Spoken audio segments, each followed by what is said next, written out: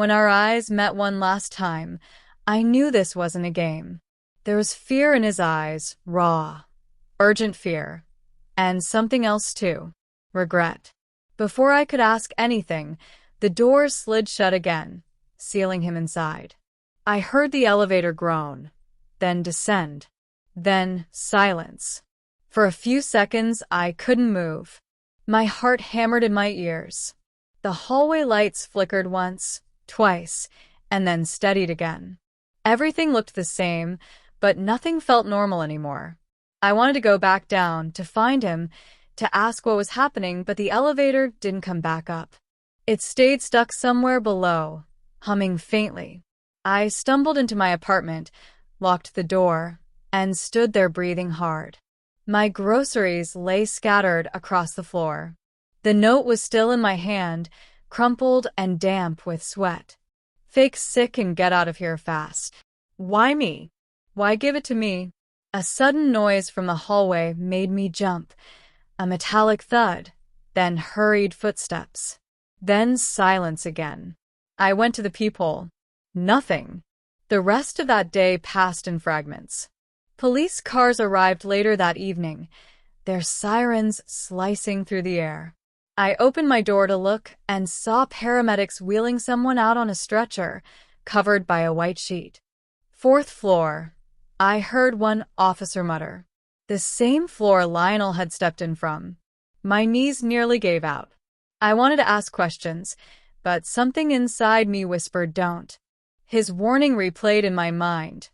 Don't say anything. The next morning, there was yellow tape across the elevator doors. A sign. Out of order. Neighbors whispered in the hallways. They say it was a heart attack, one said.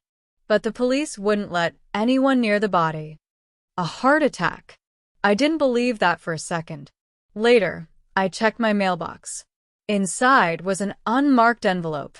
No stamp, no name. Just my apartment number written in neat, shaky handwriting. I opened it. Inside was a photograph. Lionel, standing beside another man I'd never seen before, tall, well-dressed, smiling. On the back, in the same handwriting, it said, he wasn't supposed to die. That night, I barely slept. Every sound in the hallway made me jump. I thought about calling the police, but what would I even tell them? That a neighbor who told me to fake sick died under strange circumstances? They'd think I was losing my mind. The next day, I saw the building manager, Kendra Reed, talking to two detectives near the lobby. She was calm, too calm.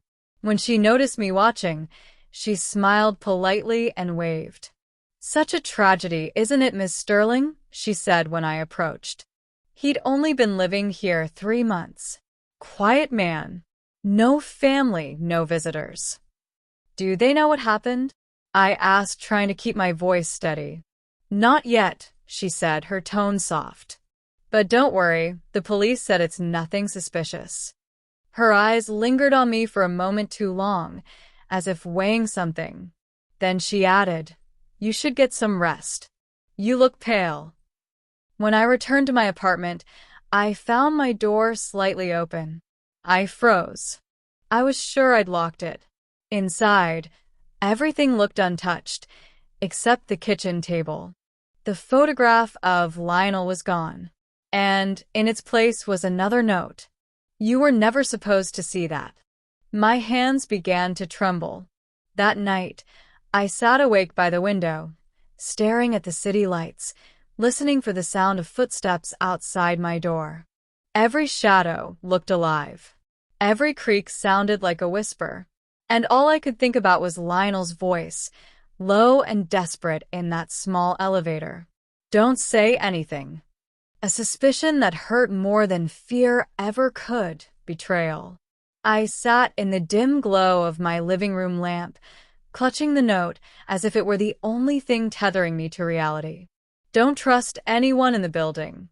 Those words pulsed in my mind like a heartbeat.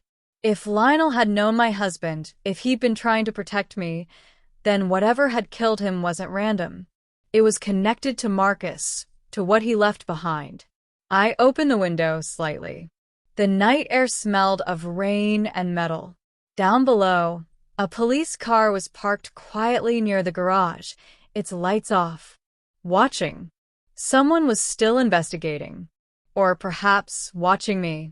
The next morning, I decided to visit the police station. I needed answers about Lionel, about Marcus, about the note. But when I asked for Detective Harlow, the one who'd spoken to me earlier, the receptionist frowned.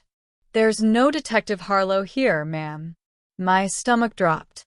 "That's impossible. He came to my apartment 2 days ago." She double-checked the records, then shook her head.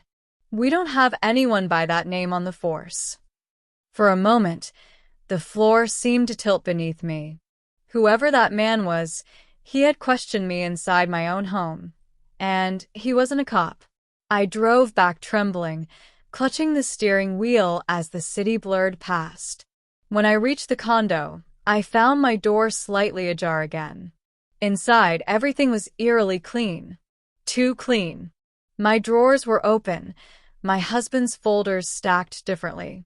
Someone had searched my apartment, again. On the table sat a new envelope. This one wasn't blank. In elegant handwriting, it read, "Mrs. Sterling, stop digging into Marcus's affairs. The land was never yours to keep." No signature. Just that line, and the faintest scent of Kendra's perfume. My pulse thundered in my ears. The inheritance. The land. The one thing I had refused to sell. I called Darius immediately. "Son, where's Kendra?" "She's out," he said hesitantly. "Why?" "You sound." "Listen to me," I interrupted. "Don't let anyone into the apartment. Not the neighbors, not the manager, no one." He sighed. "Mom, please, this again? You're scaring yourself." Before I could reply, the line went dead. Static. Then silence. I stood frozen, staring at the phone as dread crawled up my spine. A minute later, someone knocked on my door, slow, deliberate knocks. 3 times. I didn't move. Then a voice, soft, familiar. "Mrs. Sterling, it's Doris. From the 5th floor. Are you all right?" Relieved, I unlocked the door just an inch, but Doris didn't smile. Her expression was tight, fearful. "There's someone down in the basement," she whispered. "They were asking about you." "Who?" She swallowed. "A woman. Said her name was Kendra." Before I could respond, the lights flickered and went out. Darkness swallowed the hallway. Doris gasped. Somewhere below, the sound of the elevator cable screamed as if being torn apart.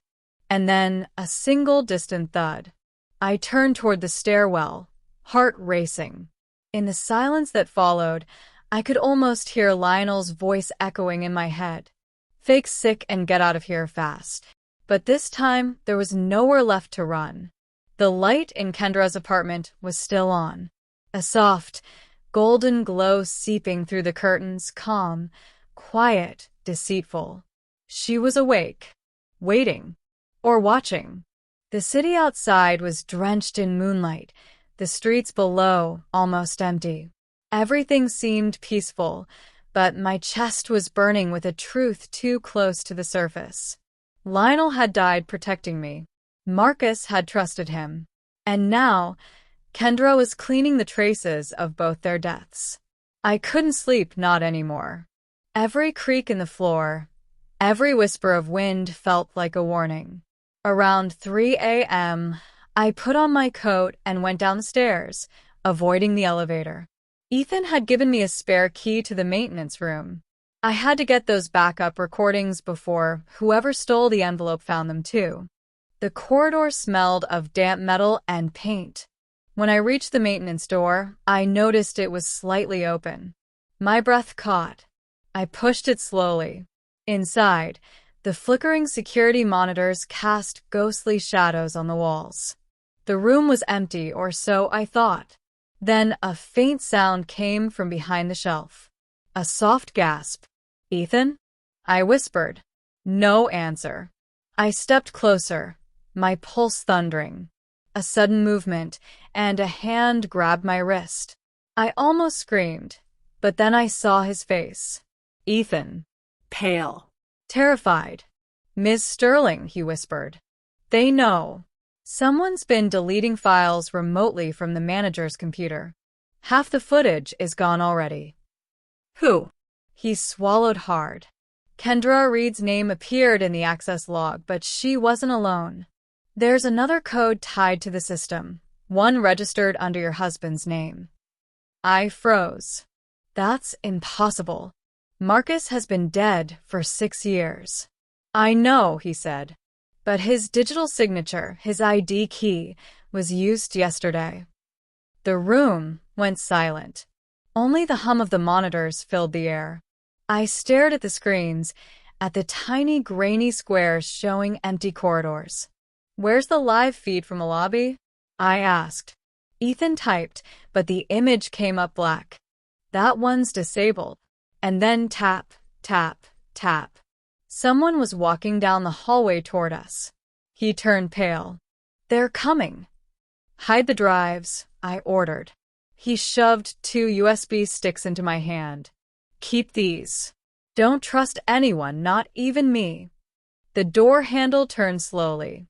I backed into the shadows, clutching the data. Through the narrow crack, I saw a silhouette standing in the doorway. The faint perfume filled the air again, floral, expensive. Kendra. She stepped in quietly, her heels clicking softly against the floor. "Ethan," she said, voice like silk over glass. I heard noises. He swallowed. "Just running a system check, Mrs. Reed." Her eyes wandered, sharp as knives. At 3 a.m? I stayed perfectly still, barely breathing. The USBs burned in my palm. She smiled faintly, stepping closer to him. "You should be careful. Working late can be dangerous in this building." Then she turned, her gaze flickering toward the dark corner where I stood hidden, and for a second, I swear she saw me. Her smile widened, thin and cruel. "I'll make sure everything here stays secure," she said softly and left. The door closed behind her. Ethan exhaled shakily. "You need to go," he said. Now. I slipped out through the back stairs, the USBs tucked deep in my coat pocket. My hands were shaking, but not from fear, from clarity. Kendra wasn't just covering up Lionel's death. She was protecting something buried deeper, something Marcus had tried to expose before he died. And if his name was still active in the system, it meant his secrets weren't dead with him. That night, as I locked myself inside my apartment, I whispered to the empty room, "Marcus, if you can hear me, I'm going to finish what you started." Then my phone vibrated again. No number, no name, just 3 words flashing on the screen. "Basement. Now." Alone. Backup copies and the mysterious new letter, spreading them all across the dining table. Every paper, every timestamp, every name was a piece of the puzzle that had destroyed my peace and my family. The next morning, I went to Ethan again. "We have to expose her," I told him. "But not directly. If she knows we're close, she'll vanish and take my son with her." Ethan nodded gravely. "Then we make her think she's already one." We spent the next few days setting a trap. I pretended to back off. I stopped calling Darius. I avoided Kendra in the hallway. But behind the silence, Ethan was working, copying, encrypting, preparing. We were building a digital file that connected every fraudulent account to Kendra's family name. Every hidden transfer. Every lie. Then, one evening, as the city outside my window drowned in rain, Ethan called. "It's ready," he said. "But there's something you need to see first." I went down to the maintenance room, heart hammering. He pointed to a live camera feed from the elevator. "Look." There, on the grainy screen, was Kendra, alone, standing still, staring up at the camera with a faint smile.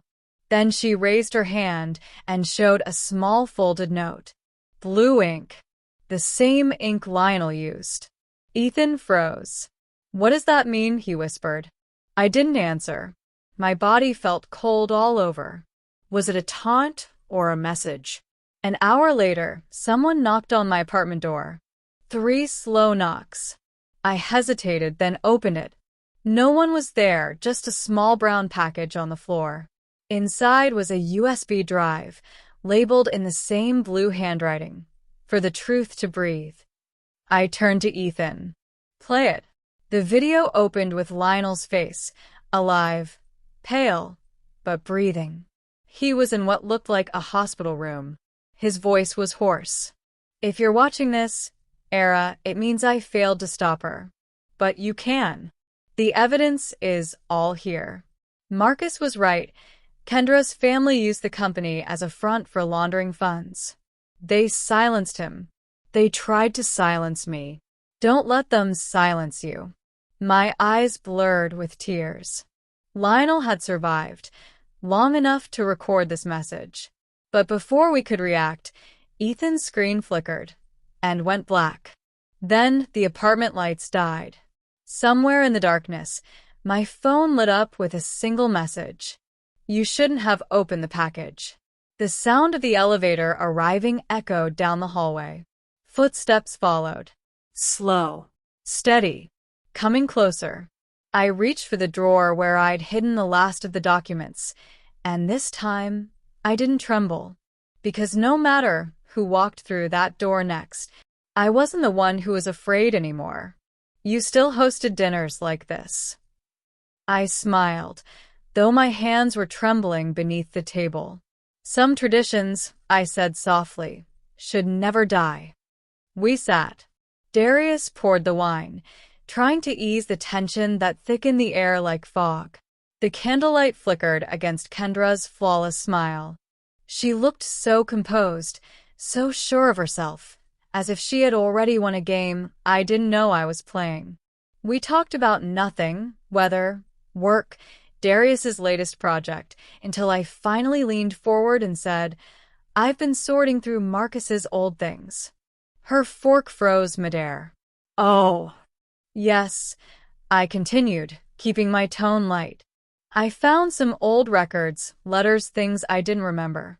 It's funny what people keep hidden, isn't it? Kendra's lips curved slightly. Sometimes the past is better left buried. I used to think that, I said, until I realized the past has a way of digging itself out. Darius glanced between us, confused. What are you two talking about? Nothing, son, Kendra said quickly. Just your mother's stories again. But I saw it then, that flicker in her eyes. Panic. The tiniest crack in her mask. I reached under the table, pressed a small button on my phone, and started recording. Ethan's idea. A few minutes passed before I stood and excused myself, pretending to fetch dessert. In the kitchen, I took out the red folder, placed it on a silver tray, and returned to the dining room. I set it down between the candles. What's that? Darius asked. Proof, I said simply. Kendra's smile faded. Proof of what? Proof that your husband didn't die in an accident, I said. My voice didn't shake.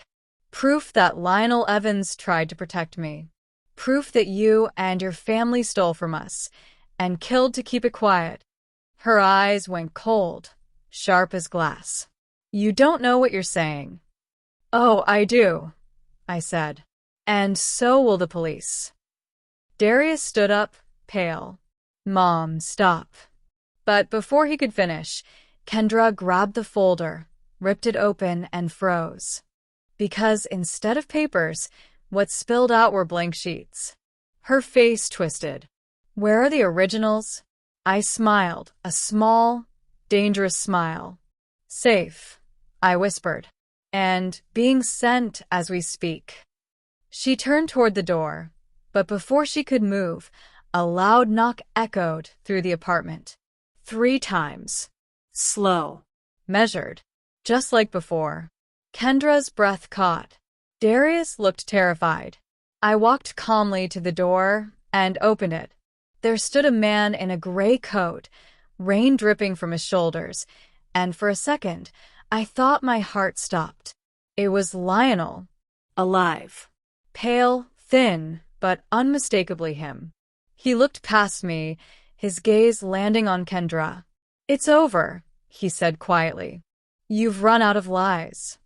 Kendra stumbled back. You're dead." "Almost," Lionel replied. "You made sure of that. But not enough." Darius whispered, "What is going on?" And as the sirens began to wail in the distance, the sound of truth finally arriving, I looked at my son, then at Kendra, and said, "Sometimes life changes in 20 seconds, and sometimes it takes 20 years for justice to catch up." Kendra's mask shattered. The door burst open. Police officers flooded in. I sat down, finally exhaling the breath I'd been holding for months. The candles flickered once, twice, then went out. And in the darkness, for the first time since Marcus's death, I felt peace. That filled the apartment. I finally let myself breathe. The kind of breath that comes after years of holding everything in: pain, guilt, suspicion, and truth. I stood by the window and watched the police cars drive away, their red and blue lights fading into the night. The same night that had once terrified me now felt strangely calm. Ethan lingered for a moment, unsure whether to leave. "You should rest, Miss Sterling," he said softly. "Rest?" I gave a faint smile. "People like me don't rest. We remember." He nodded, understanding more than his young face should, and quietly left.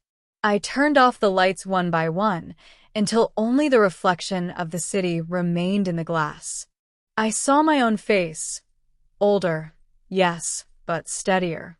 The kind of steadiness that only comes when fear finally has no place left to hide. On the table, the black folder still lay open, half lit by the street lamp outside. I walked toward it, placed my hand on it, and whispered, "It's over, Marcus. It's finally over." But as I closed it, something caught my eye. A small envelope, tucked beneath the documents, one I hadn't noticed before. My name written again in blue ink. My heart skipped a beat. I unfolded it slowly. "Truth never ends, Aller. It only changes faces." Al. Lionel. The pen dropped from my fingers. Outside, somewhere far below, a siren wailed faintly. Not of danger this time, but of closure. And yet a small, cold thought crept into my mind. If Lionel had survived long enough to send this note, where was he now? And who else knew what he knew? I looked out the window one last time. Across the street, in the shadow of another building, a single light flickered on and off 3 times. A signal. Maybe the story wasn't finished after all. I closed the curtains, locked the door, and whispered into the silence. "Let them come. I'm ready this time. To hear everything, even if every word felt like a blade." "Why should I believe you?" I asked, my voice trembling between rage and disbelief. Kendra leaned closer to the glass, her eyes sharp again. The same eyes that once smiled at me across family dinners. "Because you know your son," she whispered. "You know how far he'll go to protect his name, to protect yours." My throat closed. Memories flooded my mind. Darius's trembling hands the night of the dinner, his refusal to meet my eyes, his silence when I mentioned Lionel. Could it be? No. My son couldn't. Kendra's voice broke through my thoughts. He didn't mean to kill him. It was supposed to be a warning. Lionel was threatening to expose all of us. When it went wrong, Darius called me. I helped him clean up the mess. That's why I erased the footage. I shook my head violently. "You're lying. You're trying to drag him down with you." Kendra smiled faintly. Not with victory, but with exhaustion. "Maybe. Or maybe you should check your husband's old safe again. The one behind his photo in the study. There's a second key. Darius knows where it is. Before I could speak again, the guards entered. Time's up. Kendra's last words echoed through the glass. You thought you buried the truth, Thera. But the truth doesn't die. It just changes bloodlines. They took her away, leaving me staring at my own reflection, pale, shaken, and suddenly unsure of everything. That night, I went home and stood in front of Marcus's portrait.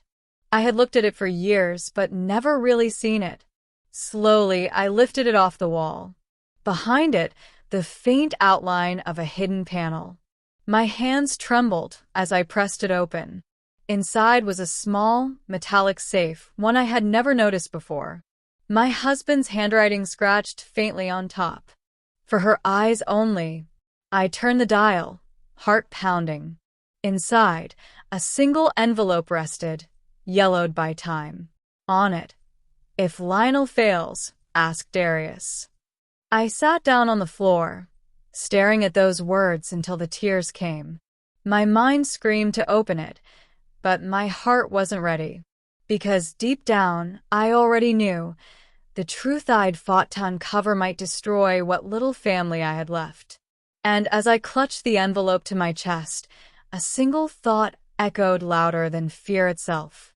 Sometimes, the monster you've been hunting carries your last name. By little, like old paint peeling off a forgotten wall. Every layer I stripped away revealed something darker beneath, something I hadn't been ready to see. On the fourth night, I heard footsteps outside my apartment. Slow, careful, someone trying not to be heard. I held my breath, clutching the phone. Then a soft knock. 3 times. I opened the door, and there he was. Darius. He looked like a ghost of himself, unshaven, eyes red, clothes wrinkled. He stepped inside without saying a word. I closed the door behind him, and for a moment, neither of us moved. Then, in a broken whisper, he said, "Mom, I didn't mean to." My whole body went cold. "What didn't you mean, Darius?"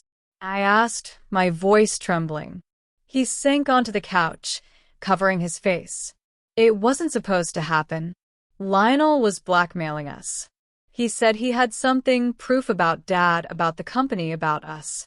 I just wanted to talk. He panicked. I pushed him. He hit the wall, his voice cracked. He didn't get up. The words hit me like glass shattering in slow motion. I wanted to deny it, scream, tell him to stop lying, but his tears, his shaking hands, they were too real. I whispered, "And Kendra?" She came right after. She helped me move him. She said she'd take care of the footage. I thought it was over. I thought. He looked up at me, eyes wide with terror. "Mom," she said, she still had something. Something Dad left. She's using it against us. My breath caught. "A recording?" He nodded slowly. "Dad recorded everything. He found out what Kendra was doing with the funds. But there's more.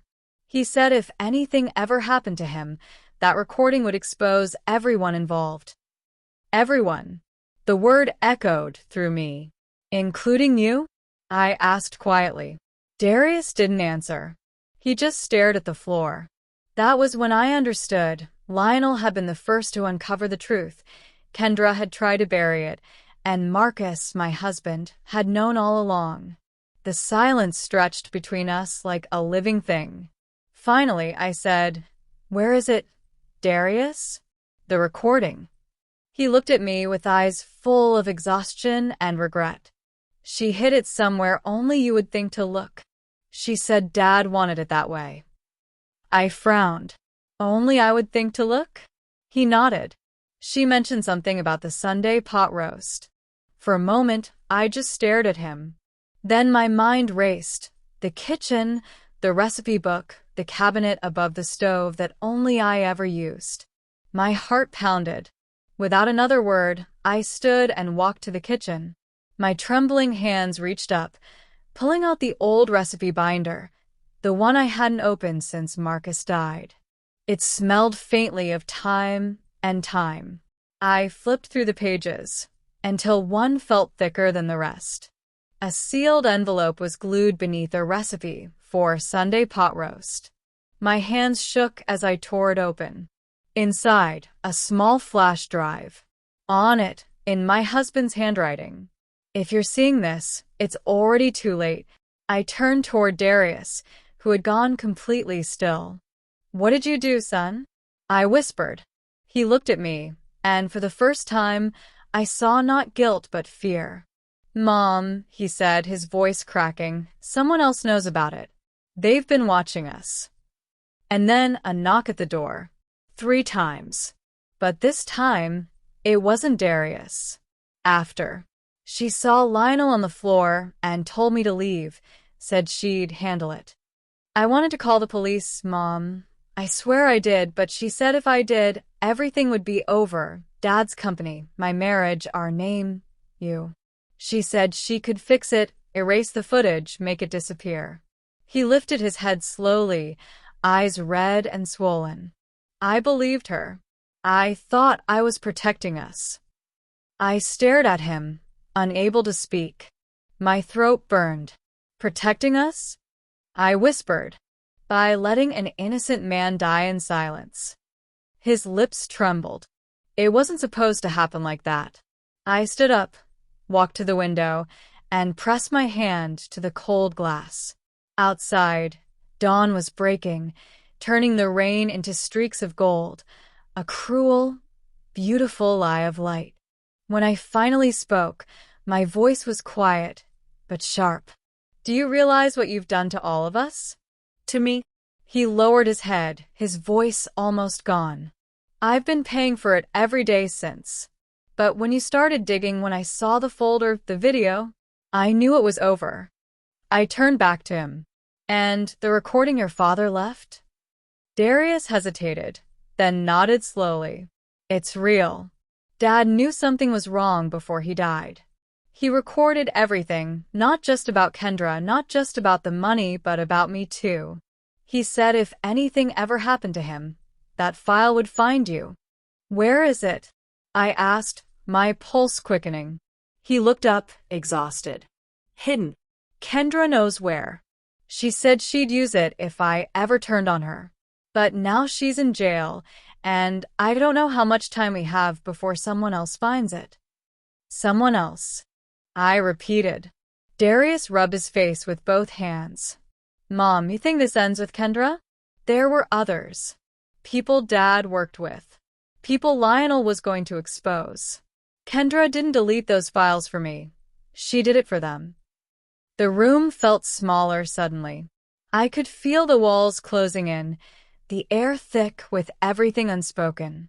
A sound broke the silence. 3 firm knocks at the door. Darius froze. His eyes went wide. "They found me," he whispered. I turned toward the door, my heart pounding. "Who?" He didn't answer. The knocking came again, louder this time. I took a step forward, then stopped. The house felt too quiet, the kind of silence that screams. Slowly, I reached for the handle. When I opened the door, no one was there. Just an envelope on the ground. My name written on it in neat, unfamiliar handwriting. Darius moved beside me, his breath shallow. I bent down, picked it up, and tore it open. Inside was a single flash drive. And a note. "You're not done yet. Play it alone." I looked at Darius. He looked back at me, pale, trembling. "Mom," he said, "don't." But I already knew I would. Because whatever truth was left, it was waiting inside that drive. And the truth, no matter how much it hurts, never stays buried forever. Punish him for the mistakes he made trying to protect what he didn't understand. He's my son. And yours. Love him enough to let the truth do its work. Because the truth, Era, will hurt, but it will also cleanse. I love you. Goodbye. Marcus's voice faded, leaving behind a silence so deep it seemed to echo. I sat there, frozen. Every syllable had carved itself into my heart.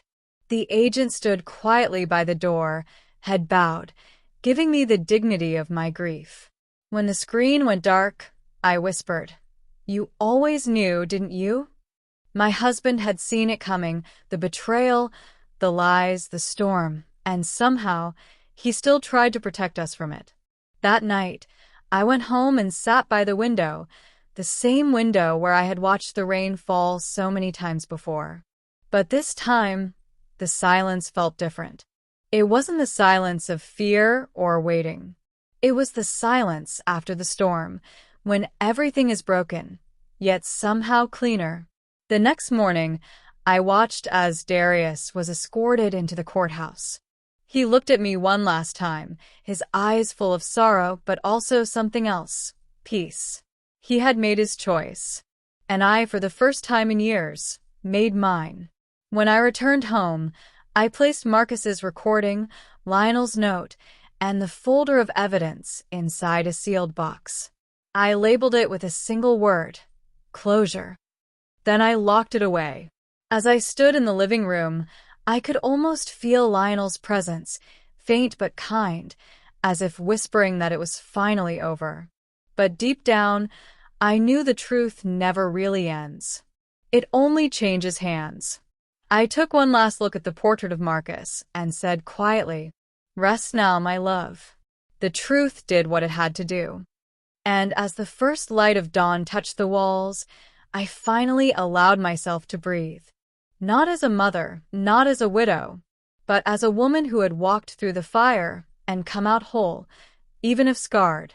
Because sometimes survival isn't about keeping what you love. It's about learning to live after losing it. Lionel Evans. His face was tense, his voice low but urgent. "Marcus, you're sure about this?" Lionel. "Positive. They're moving the money through the dummy accounts. But that's not all. There's something else you need to see." Lionel handed him a folder, and Marcus flipped through it quickly. His expression changed from confusion to horror. "Marcus, this can't be right. Darius?"